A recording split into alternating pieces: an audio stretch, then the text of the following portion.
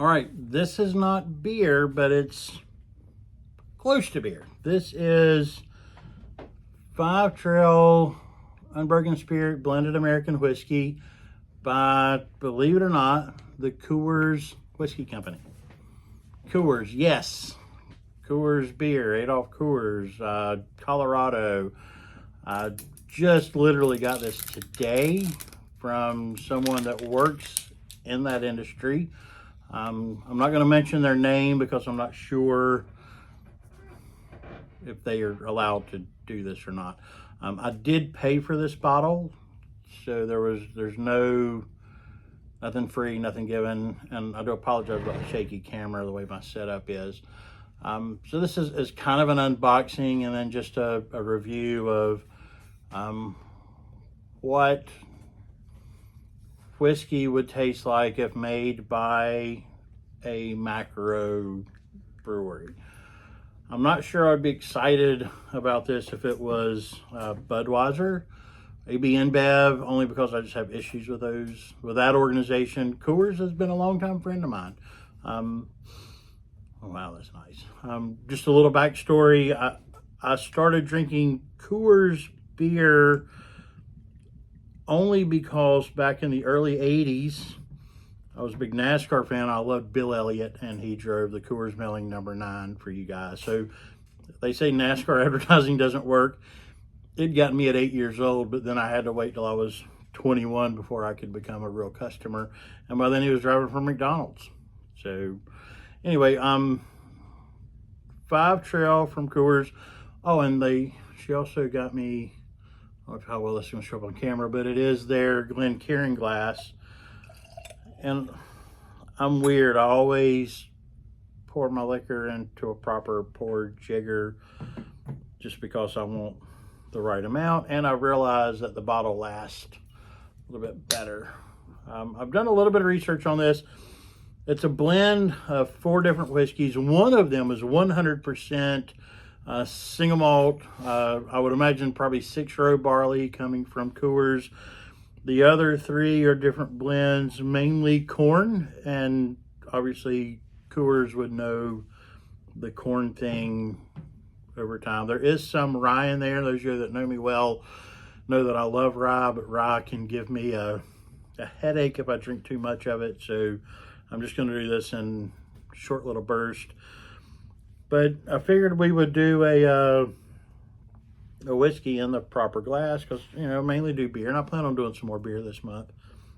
So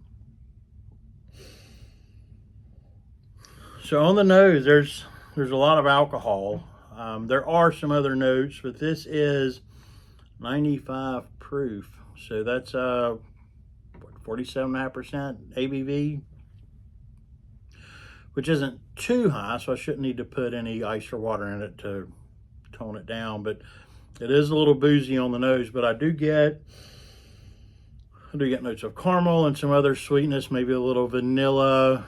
You do get some of the oakiness, which that translates with the vanilla on this blend. But the oldest whiskey that they use is 13 years old.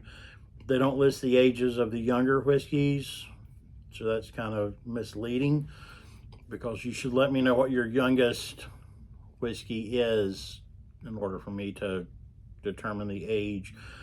However, the 13-year-old is the prominent blend in this, and I've done a little research. You can go to 5 Trail's website and they break it all down for you and let you know what the percentages are. So I thought that was pretty cool. So let's taste it and I'll let you know.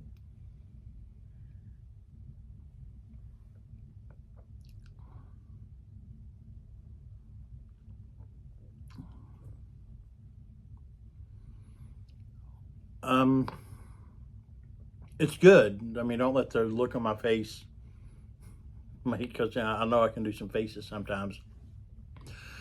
It's complex. That is, I'm not going to say it's a wow whiskey.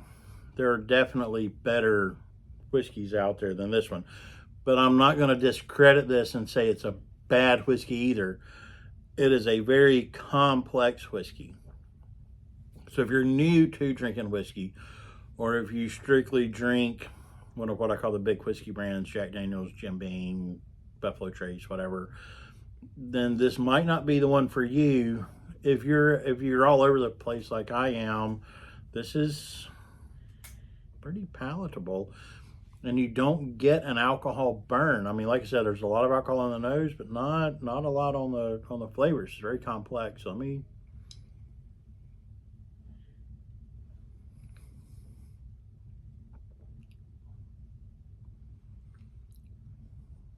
I'm getting some star anise. Not a lot, but just a little bit of that licorice. The vanilla is still very strong on the retro hell here. I'm enjoying that, and we'll probably pair it with a couple cigars. I just wanted to try something different. Obviously, y'all know that, and I like to try new and stuff that's kind of hard to get or we can't get in our location, North Carolina, Virginia, which this is one of those.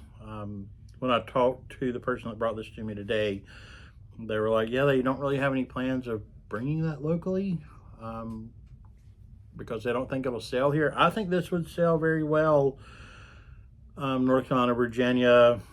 They do use a Colorado water, but it is blended and put together at a brewery in Kentucky, or distillery in Kentucky. So it is the right stuff. It's got the flavors you're looking for. I would, if you're able to find the 5 Trail Unbroken Spirit from Coors, you can get it online. I'm not going to tell you what websites to get it from because I don't really want to do any promotion of commercial things. I'm trying to keep what I do as raw, and I'm not wanting to get paid for this stuff or do the whatever the other YouTube channels do. But you can Google it. You can find some 5 Trail. If you're into complex whiskeys, American whiskeys especially, then this is certainly one that I would recommend for you to try. I was a little apprehensive at first because, I have an issue with the macro breweries, but I was willing to give the Coors a shot. And if AB InBev comes out with one, I will open my mind and certainly give it a shot and try it. So, like and subscribe to the channel. I am going to be doing y'all saw my unboxing of the Cohiba cigar the other night. I'm getting ready to do a side-by-side with the Cuban Cohiba and the Nicaraguan version of that. So that'll be posted along with this video later on tonight.